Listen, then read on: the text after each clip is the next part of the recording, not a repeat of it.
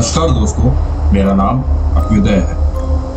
कल तक की कहानी में आपने देखा किस प्रकार अशोक की एक मौत हो जाती है। अशोक की मृत्यु के बारे में बता दूं, ये कोई ऐसी वैसी मृत्यु नहीं हुई थी। अशोक की शरीर की चिथड़े कर दिए गए थे। अशोक के हाथ पैर सब अलग थे। अशोक की गर्दन भी उसके धड़ से अलग कर दी गई थी। अशोक के चेहरे को पूरी तरीके से नाखूनों से एकदम खरोच दिया गया था। उसके चेहरा किसी की भी पहचान में नहीं आ सकता था। इतनी बुरी तरीके से उसको मारा गया था। उसकी आंखें एकदम फटी की फटी रह चुकी थी। ये सब हो रहा था तब भी लोग कह रहे हैं कि अशोक जिंदा था जब उसके हाथ पैर को एकदम अलग किया जा रहा था। बहुत दर्दनाक तरीके से अशोक को मारा गया था। तो चलिए आज की इस कहानी को आगे बढ़ाते हैं, देखते हैं अशोक के घर का अब क्या माहौल है और ये भी जानने की कोशिश करेंगे कि इस चुड़ैल ने अशोक को इतनी बुरी तरीके से आखिर मारा क्यों है। क्या कारण है जिस वजह से इतनी बुरी तरीके से इसने इसको मारा।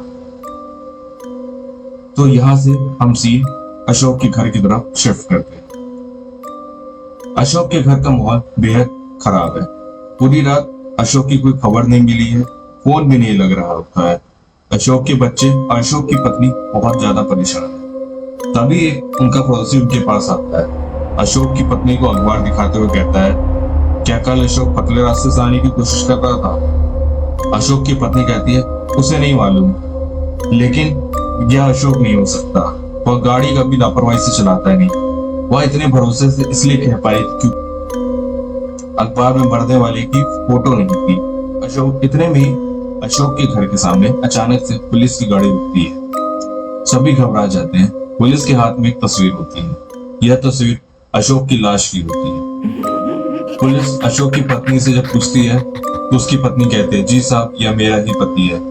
अशोक की पत्नी अशोक के मृत शरीर को देख के खुद को रोक नहीं पाती है। वह जोर जोर से रोना शुरू कर देती है। उसके बच्चे भी बहुत जोर से रोना शुरू कर देते हैं और अशोक की बॉडी की यह हालत देख के पूरे मोहल्ले, पूरे गांव के लोग बहुत ज्यादा घबरा जाते हैं और बहुत जोर से रोने भी शुरू कर देते हैं। इतने में पुलिस कहती है, देखिए, हम आपका दर्द समझते हैं। हम आपके यहाँ सहायता करने ही आए हैं। हम आपसे कुछ सवाल पूछना चाहते हैं जिससे इस केस को सॉल्व करने में थोड़ी मदद मिलेगी। अशोक की पत्नी हामी भर देती है।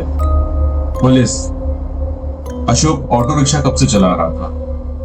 जी, तकरीबन 20 साल पहले से चला रहा था। आज ही के दिन 20 साल पहले इन्होंने ऑटो रिक्शा लिया था। यह ऑटो उनके खुद का है। जी, ये ऑटो इनका खुद का ही है।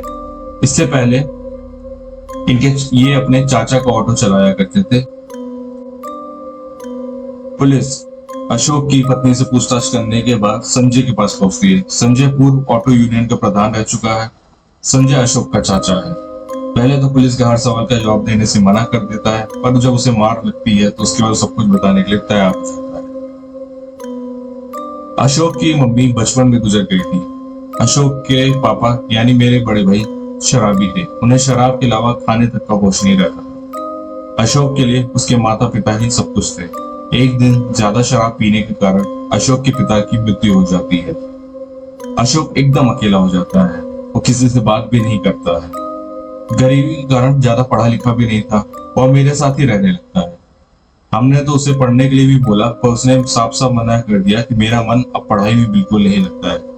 वह कहता है था कि उसे पैसे कमाने हैं ताकि वो अपने आगे की जिंदगी अच्छे से बिता सके। अशोक के जन्मदिन के दिन ही मैंने उसे ऑटो गिफ्ट किया था। ऑटो पाकर वो बेहद खुश था। ऑटो चालक के रूप में उसका वो पहला दिन था। मैं उसके साथ ही गया था। यह सुनकर पुलिस वाला हैरान हो जाता है। पुलिस बीच में रोकता पूछता है, तुमने तो कहा था तुम अकेले थे। तुमने उस वक्त अशोक को अकेले ही भेजा था। साहब, मैंने झूठ कहा था। अशोक का जन्मदिन था तो उसके लिए हम लोग उस पतले रास्ते से ही एक शराब की बोतल और कुछ चखने का सामान लेने गए थे। यह रास्ता आज की तरह ही उस समय भी बहुत ज्यादा सुनसान था। रात के तकरीबन 11 बज रहे थे। हमारी ऑटो को एक लड़की ने रोका। वह दिखने में बहुत ही खूबसूरत थी। छोटे कपड़े पहने हुए थे। अपने घर जाना चाहती थी। लेकिन मैंने और अशोक ने काफी ज्यादा पी रखी थी। अशोक नशे में बेकाबू हो गया। उसने उस लड़की का रेप करना चाहा। लड़की मना करती रही पर अशोक रुका नहीं। लगातार उस लड़की पे हमला करते गया और बहुत बेरहमी से उसका रेप किया। वह चीख भी रही थी लेकिन उसकी आवाज सुनने वाला उस जगह पर कोई नहीं था।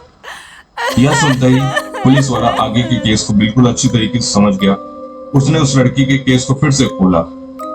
संजय को फांसी की सजा मिली। अशोक को सजा तो उस लड़की ने खुद ही दे दी थी। तो दोस्तों, ये रही अशोक की कहानी। इसमें हमें यह सीखने को मिलता है कि अगर आप किसी के साथ बुरा करोगे तो आज नहीं तो कल वो घूम के आपके पास ही आता है। इस कहानी में 20 साल लगे पर अशोक को उसके किए की सजा मिली। इस कहानी को हम यही एंड करते हैं। जो हमारे साथ आप शेयर करना चाहते हैं तो डिस्क्रिप्शन बॉक्स में हमारी ईमेल आईडी पे जाके उसको अपनी कहानी को हमें भेज सकते हैं।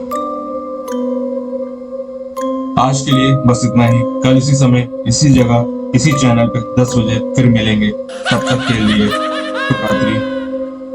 धन्यवाद आप सबका।